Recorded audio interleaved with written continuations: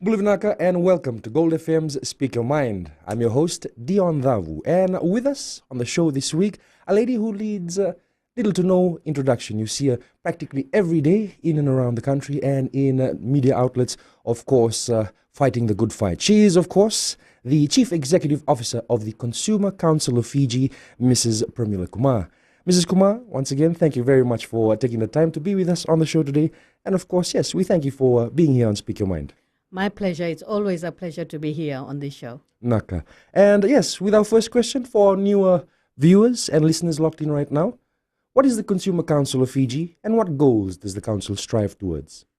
Consumer Council of Fiji was established by the Act of Parliament, and it was established under Consumer Council of Fiji Act in 1976. So it's one of those very old organizations that was established to protect the rights and interests of consumers. And why not? Because if you look at the marketplace, you have traders, and traders cannot operate on their own without consumers. So each and every country has got an organization like Consumer Council established under the UN guideline, and Fiji is no exception to that. They recognize consumer rights, and therefore they have also established a body like Consumer Council. Now, the difference is that Consumer Council is purely established for consumers. In other words, consumers' interests are taken into consideration no matter which work we do with the council. And the second important point that I would like to highlight is that Consumer Council is an advocacy organization, and we are not an enforcement agency. We cannot enforce the laws. We don't have those powers. Sometimes consumers feel that the Consumer Council should be enforcing the laws, but we are not. We don't have those powers to do that. For that, we have Fiji Commerce Commission. They are the enforcement agency. Consumer Council is simply an advocacy organization, which means that, say, for example, if consumers are facing problem in one particular area, then the council can conduct its own research and give policy, not sort of lobby for a policy change, to bring about fairness. Yes. So that is the work of the council. And of course, moving on, as Chief Executive Officer of the Consumer Council of Fiji, what exactly are your responsibilities? My responsibility is to ensure that the consumers are not disappointed with the performance of the council. In other words, if the government is giving so much funds towards the council for its operation, we have to make sure that we are able to spend that money in the appropriate manner so that there is more gain for consumers. If the consumers are not gaining from Consumer Council, then it's no point having an organization like Consumer Council. So that's where my role comes in, ensuring that we do the work as per the legislation, as per what consumers want us to do. Now, before we went to air, you made mention of a few of the challenges that the council faces. Now, I pose that question to you. What challenges does the Consumer Council face? I think there are many challenges right now. The first challenge I would put across to you is consumer expectation. Consumer expectation has really increased over a period of time, which simply means that no matter what happens in the marketplace, they have this confidence that Consumer Council can fix it. Unfortunately, we cannot fix each and every problem. We can only fix some problems, but not everything. The reason being that there are certain problems or certain issues that needs to go to the enforcement agency because it requires enforcement of the legislation. And the second problem that I would say is a major challenge for us is the traders themselves. The traders are not responding in a timely manner. Whenever we write to them regarding a particular complaint and how they're going to provide redress, they don't respond immediately. So when they're not responding in a timely manner, we have consumers who are waiting for a response, and they get very agitated, like why council is not responding to or has not solved the issue. I mean, I can tell you the number of complaints that has taken us 1 year to solve, but we managed to solve it. It's very complicated. In other words, the investigation requires is rather lengthy. Sometimes we have to get documents from titles office. We have to get documents from company office. We have to contact investment Fiji just to find out whether that particular trader is a foreign investor or local investor. We have to even contact Suva City Council or other municipal councils regarding the business license, whether they exist or not. So there are a host of issues that are involved. So yeah, those two are the main ones. And the third one I would say is the repeat offenders. In other words, they continue to do the same thing, disregarding whenever we approach them, they're able to provide redress, but business as usual. So that's where the enforcement is required because advocacy is not working. I see. And Mrs. Kumar, you talk about enforcement. How are plans coming along in regards to the whole enforcement issue of this affair? Enforcement part of things, the council has been pushing for the Consumer Compensation Tribunal because we strongly believe that we should leave it to the consumers who can take the matter to this tribunal and get it sorted. So once the Consumer Compensation Tribunal is established, that will provide a lot more confidence in consumers to deal with the issues and take it straight to the tribunal rather than bringing it to the council or taking it to Fiji Commerce Commission. I see. And just to clear the air on this Consumer Compensation Tribunal, who exactly, or rather, what exactly does the tribunal consist of? Is that a number of people from the various fields and organizations around Fiji, or is it featuring a number of consumers who are part of that council? How does the Consumer Compensation Tribunal, how is that set up? At the moment, Consumer Compensation Tribunal is not set up. Oh, I see. So we don't have one. But plans are in the pipeline. But the government has made the commitment to set it up, which will require legislative. I know legislation has been written on that, but there is a lot more work is required to get it running. So yes, we're looking forward to that. But the government commitment is there to start this Consumer Compensation Tribunal. Thank you very much, Mrs. Kumar. Of course, ladies and gentlemen, and to you, our listeners on Gold FM, with us in studio today on Speak Your Mind, we have the Chief Executive Officer of the Consumer Council of Fiji, Mrs. Pramila Kumar. Do stay with us. We've got more coming up in our next segment.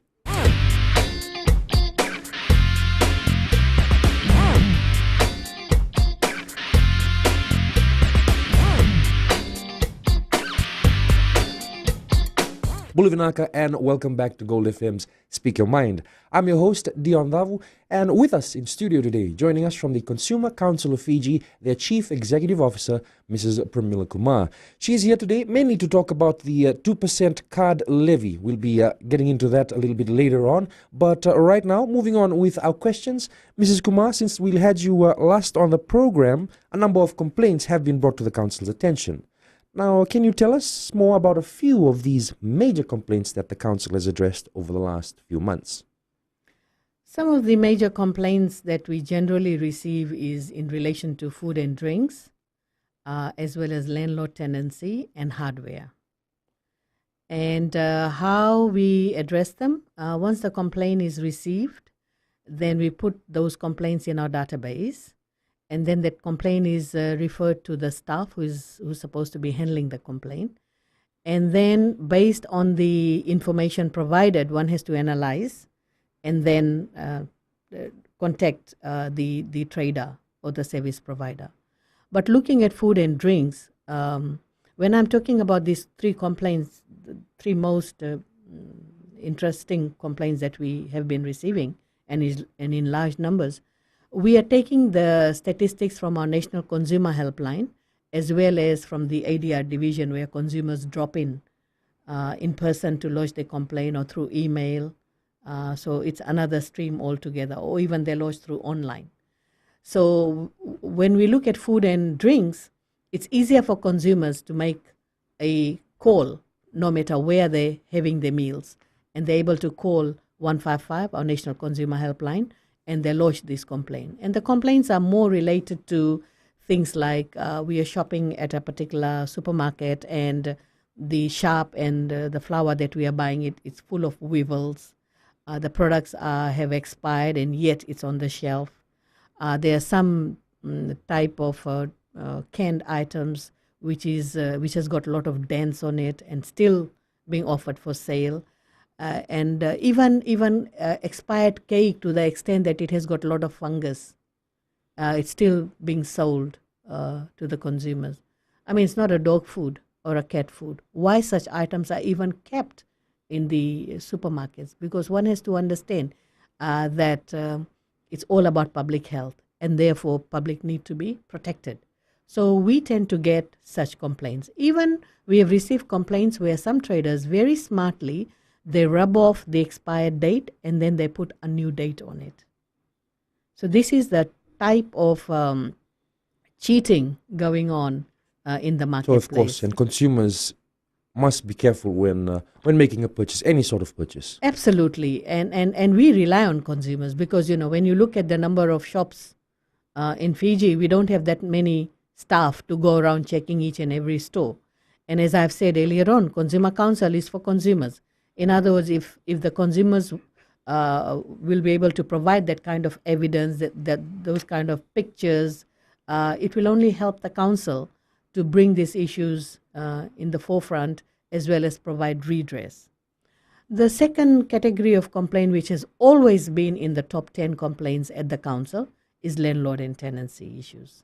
It's a big problem in that Obviously, area. an ongoing problem, I see. Exactly. And now with the National Consumer Helpline, it's easier for consumers to dial the number and talk to the staff regarding the issues.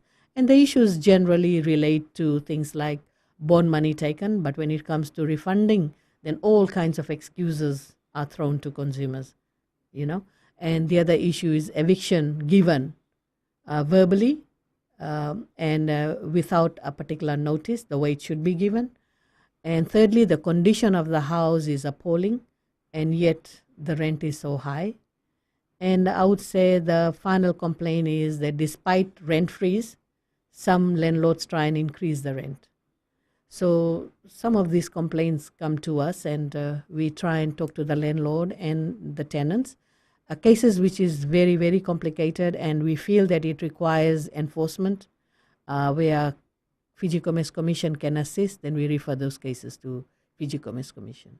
Now, Mrs. Kumar, you also made mention about complaints regarding hardware. Is this regarding the quality of the hardware, the pricing structure maybe, or if there's problems with the actual hardware supply? What would you mean when you talk about problems with hardware? Hardware, there are a number of issues in relation to hardware. One is the quality of the item that's been delivered.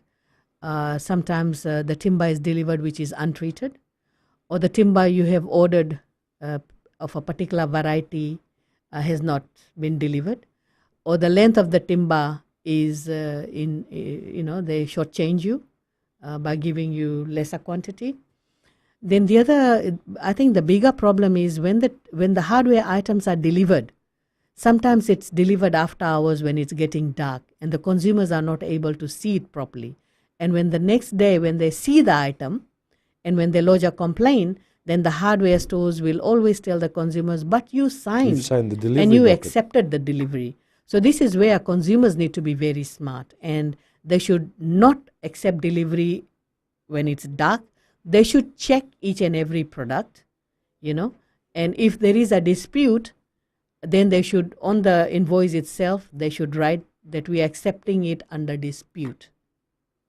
Right? So there are problems. So that's within a consumer's right. If they accept the Correct. goods, they are allowed to write on the delivery docket, accepting it with dispute. Correct.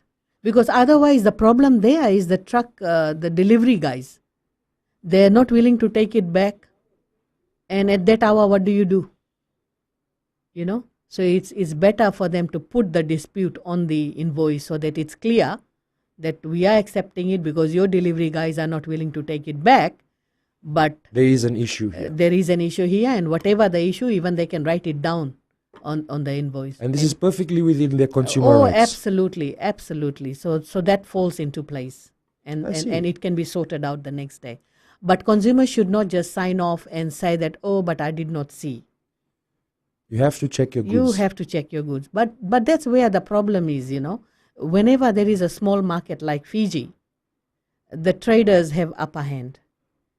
But in a bigger market, It's The consumer, traders will yes, always try and win consumers, and they will go out of the way to help attract consumers. and pull. But over here, they'll just tell you on your face that you can go to another trader. Yes, I've experienced that firsthand here. Yes, yes. Anyways, moving on. Yes, with us today in studio, the Chief Executive Officer of the Consumer Council of Fiji, Mrs. Pramila Kumar. She's also just made the statement that if you are purchasing hardware and your hardware delivery comes late in the evening, and if there are any problems, that you are perfectly within your rights to sign on the delivery invoice that you have accepted that delivery, but it's still under dispute. And of course, you can always call the Consumer Helpline, the number being 155. Is that correct, Mrs. Kumar? Yes. Yes. Do stay with us. We'll have more for you on Speak Your Mind in the next segment.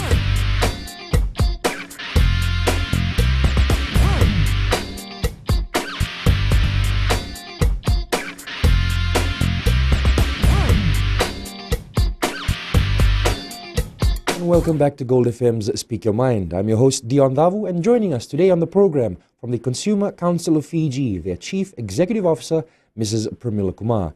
Mrs. Kumar, once again, thank you for taking the time out from your schedule to be with us on the show. And moving on, now the National Consumer Helpline has also received a lot of calls from members of the public. Now, can you give us a few examples of the complaints that the Council has received and solved? And from when it comes to National Consumer Helpline, I think it was a very good decision on the part of the government to provide such service. We have seen that a lot of calls are coming from outer islands, like Kandavu, Rotuma. We have received complaints from Levuka, Taviuni, from Vanuatu.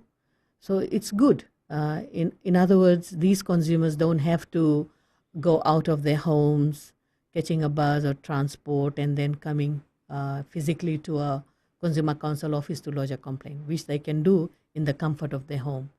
And we have seen that there are a large number of calls being made on National Consumer Helpline, like more than 3,000 calls we have received in the last 6 months, or 5.5 months. But unfortunately, there are lots of prank calls that are coming in. And this is where the consumers need to be careful because, each prank call is a cost to the council, and we do not wish to spend our money unnecessarily on prank calls. We can use that money better. So they need to talk to their children so that they can stop Avoid making. these things, yes. But we have found a way. What we normally do with large number of prank calls, we normally call those numbers, and we talk to the elderlies at home and tell them that if we're going to continue receiving prank calls, then we will bar that number. So it is working to some extent. But in terms of the total number of calls we have registered is in the tune of 1,202. And these are prank calls? No, these are the genuine callers. That people have called to lodge their complaints or to seek advice. There are a lot of consumers who try and call us to get advice on salaries, wages, labor issues, family issues. Then we have to tell them that no, we don't deal with that. So all in all, we have received total of 673 calls that were genuine calls related to consumer issues, and we were helping consumers to solve these complaints. Yeah. And the complaints again are related to land issues, where the land transfers have not taken place. It's also related to food and drinks, landlord tenancy, which is very common problem, electronic goods, even complaints related to water authority. People are able to call and say why my meter is disconnected when I had paid my bill, or why my bills are estimated. So on spot they're able to make these calls. I see. And Mrs. Kumar, what would you advise members of the public, those consumers who are wishing to call the Consumer Helpline for whatever reason? What would you advise them? Basically, what I'm trying to get at is what are some of the pieces of information that the consumers can easily provide to the members, to the person on the hotline that will make their job easier? Okay, with the hotline, there is also provision for consumers to leave a message. And what they need to do is give their name, where they're calling from, who the trader is, and what the issue is. So they have to describe the issue in detail. And then suppose if it's a Saturday or a Sunday and they have left a message, then on a Monday, the staff will make a call to that consumer to find out more details. What we need in any complaint is the evidence. And evidence can be a receipt, it can be a picture. Everyone is carrying a mobile, yes. Mobile phone where you can click a photo and send it over to us. So such information is very important. And the details of the shop. You can't just say one shop in Cunningham. You have to name that shop. Then only we'll be able to reach out to that shop. But if you just say one shop here, one shop there, really helpful. It's not helping us. And often we allow consumers, when they make a call and lodge a complaint on our National Consumer Helpline, we give them time, about 3 weeks, for them to gather evidences and bring it over. Or they can email it to us. I see. Or we can still communicate with them through smartphone. So there are so many ways of communicating, and even emails is the best way. So we advise them that they can attach those documents and send it over to us.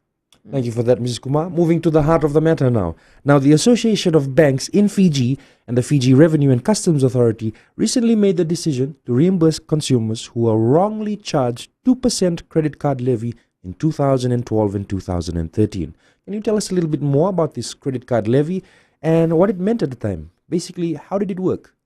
If you don't mind, I would like to start off with the difference between levy and the surcharge, because sometimes consumers are very confused. And if they understand the two things here, then they'll be able to understand what consumer credit levy was all about. Let me start off with the consumer credit levy.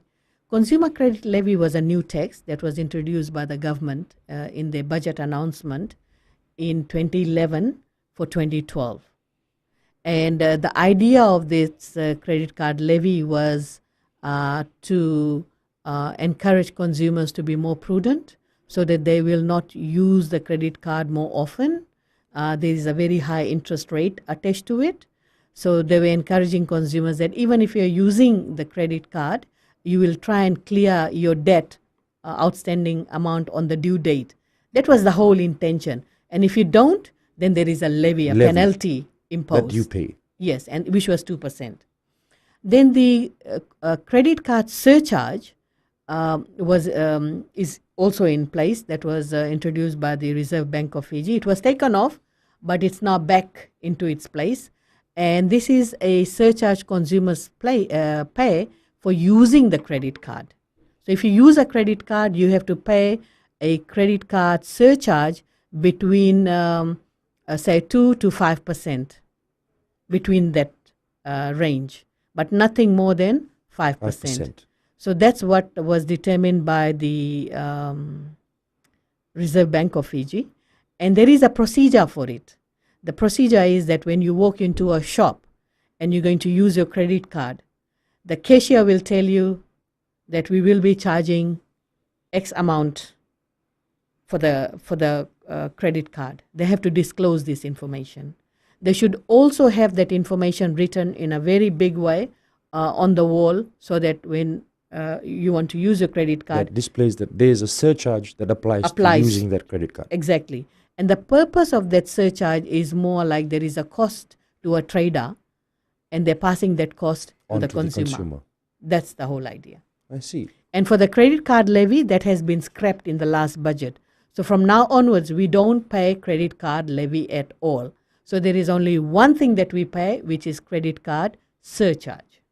Thank you for that, Mrs. Kumar. And of course, do stay with us. We'll be clarifying the point in our next segment. With us in studio from the Consumer Council of Fiji, the Chief Executive Officer, Mrs. Pramila Kumar. Hang around. We've got more coming up on Speak Your Mind after the break.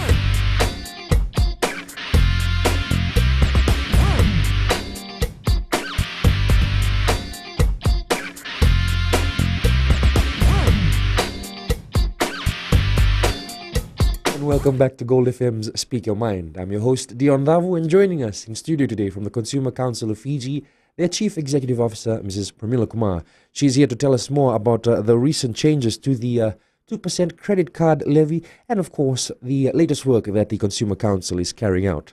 Once again, Mrs. Kumar, thank you very much for being on the program. Getting back into the questions, the credit card levy. Yes, tell us more about this 2% credit card levy, which was charged in 2012 and 2013. And basically, how did it work? Okay, in 2012, the commercial banks were expected to deduct 2%, apply 2% levy on our credit cards and transmit this money to FERCA. So that was the arrangement. And the reason for the, as I said, for the credit card levy was to encourage consumers basically to be more responsible in spending their money and be more prudent.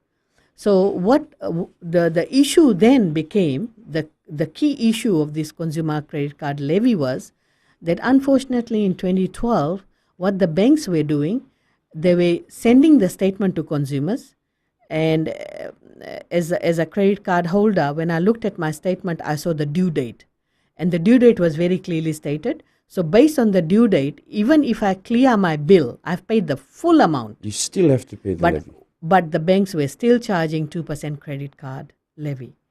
And again, the reason was there was a bit of a problem with the Income Tax Act. There was some problem with that. And because of that problem, the issue was that they were following the bank's billing cycle and not consumers. So without even knowing that I'm charged a credit card levy and why I'm charged, but the credit card levy was charged and consumers had lost money in that way. For certain individuals, certain consumers in Fiji at the time, they didn't realize that they were being charged unnecessarily. Even though they were keeping up to date with the credit card payments, all the interest payments, they were still getting charged this levy. Absolutely. And the sad part is even today consumers don't know that they were wrongly charged, because some of them might not have cleared the full bill, right? But that doesn't mean that they were not wrongly charged. They would be wrongly charged because, say, if your due date was 25th of March, an example, and the bank's billing cycle ended on, say, 30th of March, and if you had cleared all your amount on 25th, but if you continued using your credit card for the next 5 days, you were still billed. That's totally unfair, isn't it? Exactly. So it's simply what it means here is that those consumers who had partially cleared the bill, they will be charged credit card levy, but they shouldn't be charged credit card levy as I described, say, Yes. for example, March 25th to March 30th, the extra for those 5 days. They shouldn't be charged. So that's the issue here. I see. And of course, the Consumer Council was one of the major players involved in getting this levy scrapped. Yes, I mean, I do thank the Minister for Finance then, and also the Chief Executive of FERCA. I think Chief Executive Officer of FERCA, Mr. Das, he was very instrumental in providing redress to consumers, and that's the way to go. I strongly believe. I mean, we can make policies. Sometimes the policies can go wrong, but taking the ownership of that is very important, and that's precisely what they have done. So the message to the consumers are that not all banks were affected. We did our research in this area. Only 3 banks are affected, and that is ANZ, Westpac, and BSP. I see. Because the others, Bread Bank just started. Baroda don't offer credit card at all, and HFC Bank did not even exist. I see. So it was easy It's to just rule the out. 3 major players. Exactly, and then these 3 major players hold larger market share as well. I see. So as much as we want to say that not all banks, but looks like a lot more consumers are affected, and that's where consumers need to get their statement from January 2012 right up to mid of 2013. And they have to analyze the bills and see where the credit card levy was charged, and then they have to write to FERCA for reimbursement with those. So just so there's not any confusion, or rather, our consumers don't get confused, this is only for the years 2012 to 2013. Yes, it's only for those years. and 1.5 years in total. I see. And it's a relief to note that those consumers who are unfairly charged can get a refund by providing the proper evidence of any incorrect credit card levy charges. But for many of those who are affected, they're being burdened by the search for bank statements dating back to 2012. Now, of course, some of these banks are already charging consumers for the search of these records. As a consumer, what options do I have available if they are charging me for something that they've made a mistake with? I think that's where the catch is, and I'm saddened with that fact, because lots of consumers would not bother keeping their statement for 5.5 years. And the sad part is that there are banks who are charging $10 per statement, and except for Westpac, they're charging only $5 per statement, but still it's high. So if a consumer wants to claim the credit card levy, they need to be very careful. If you don't have the statement, and if you want to claim $58 or say $100 or $120, then you should not be spending $10 on each statement. For 1.5 years, it comes to about $180. So why should you be spending $180 to claim just $100? It's not making sense. And this is where we are asking the banks to literally show their corporate social responsibility. If you really class these consumers as loyal customers, then show your loyalty now. I mean, if anything, the banks need to understand that at no fault of consumers, they were unfairly charged. And this is the time they need to be kind to consumers, forgo that $10 per statement, which is again very exorbitant, because they should not be profiteering by charging $10 per statement, and they should simply provide FOC so that consumers can get their redress. It is said that consumers have to now spend more money to get a redress. It's not making sense. It certainly doesn't, Mrs. Kumar. Do stay with us. We'll have more for you in our final segment of Gold FM's Speak Your Mind.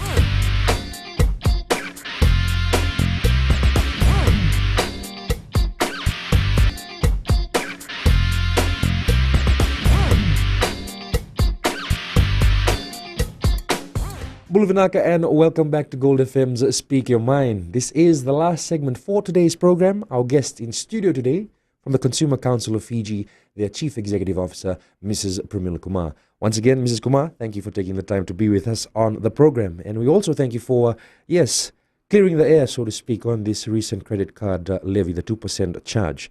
Now, moving on with our questions.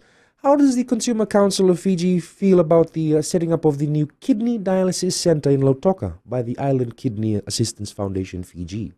Only thing I can say is what a relief to many kidney patients who have been coming to the council. They have been lodging their complaints. They feel very frustrated. They basically don't have money to pay anymore. Some have gone from 3 treatments per week to only 2 treatments. Or they miss so many days and then they take 1 treatment because of the cost. And so Island Kidney Foundation has brought in fresh air, breath of fresh air to the kidney patients. And it's a sigh of relief for them. But still, even 150 is it's high. Still quite a lot of money. And we have seen that Island Kidney Foundation is now the cheapest dialysis center on Viti Levu.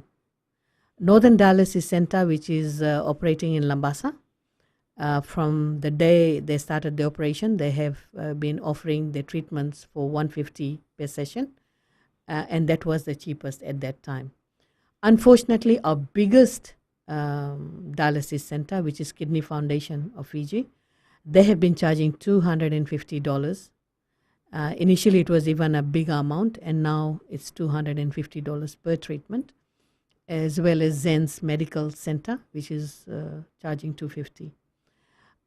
With Island Kidney Foundation opening soon, is a clear indication that the charges can be brought down by these other 2 operators on Viti Levu, because Island Kidney Foundation is not getting any assistance from the government. They're not getting any assistance from the donors. But they were able to set up this center privately. So they're fully private trader. Exactly, and they're very confident that they can offer their services for $150. So that brings the question, related to Kidney Foundation of Fiji as to why they cannot reduce their cost, which is exorbitant, $250. And if the figures given by the patients at the council is correct, then I would say that the Kidney Foundation of Fiji at any given time, they're looking at 60 patients. And 60 patients is a very big number, as I said, if that number is correct. So that's a very big number. And That's quite a lot of money as well. and that's a lot of money because any patient needs to spend about $750 per week to survive.